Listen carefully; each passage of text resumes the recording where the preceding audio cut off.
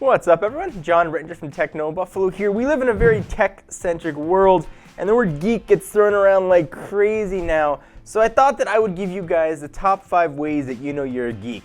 These are some that I came up with, some I asked you guys on Twitter, some Lucy helped me figure out too.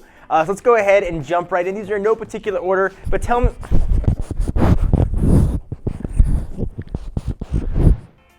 So I consider myself a geek through and through, so picking the top 5 was kind of tough. So I took to Twitter with some ideas that I had, some ideas you guys had, and some things I just saw a ton of people say the same thing of. So let me go ahead and jump in and talk about the top 5 ways that you know you are a geek, in no particular order.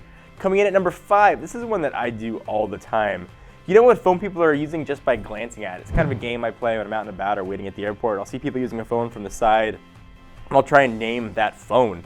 I do it everywhere I go. I don't even mean to do it, but just out and about, I'll see somebody, on a phone at a coffee shop, and I'll just try and guess what phone that is. And generally, I'm like 95% accurate, down to the model, even if it's like, iPhone 5 versus iPhone 5S. I can tell.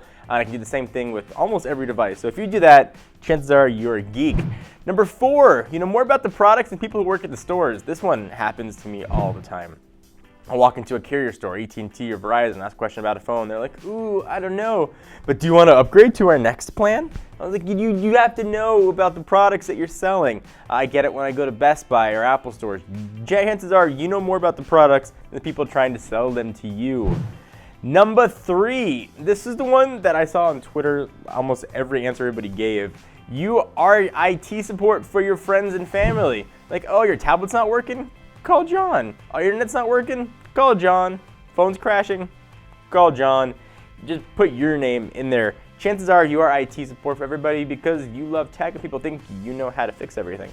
I'm still convinced to this day my parents aren't sure what I do for a living. So anytime something happens with their internet, my mom's like, but this is what you do for a living. Fix my internet.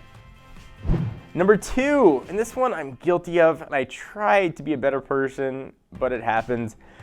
You judge people just a little bit based on what phone they're using. You'll see somebody out and about using like an iPhone 3G or 3GS, just like, ooh, bro, time for an upgrade.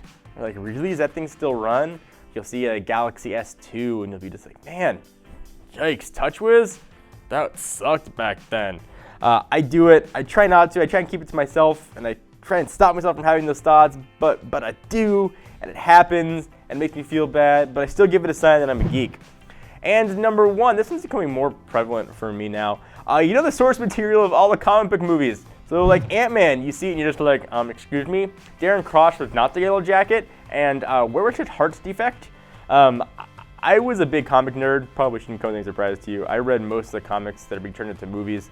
And the ones I didn't read that are out now, I just go back and reread. I love Marvel Unlimited. I can go through and read all that stuff.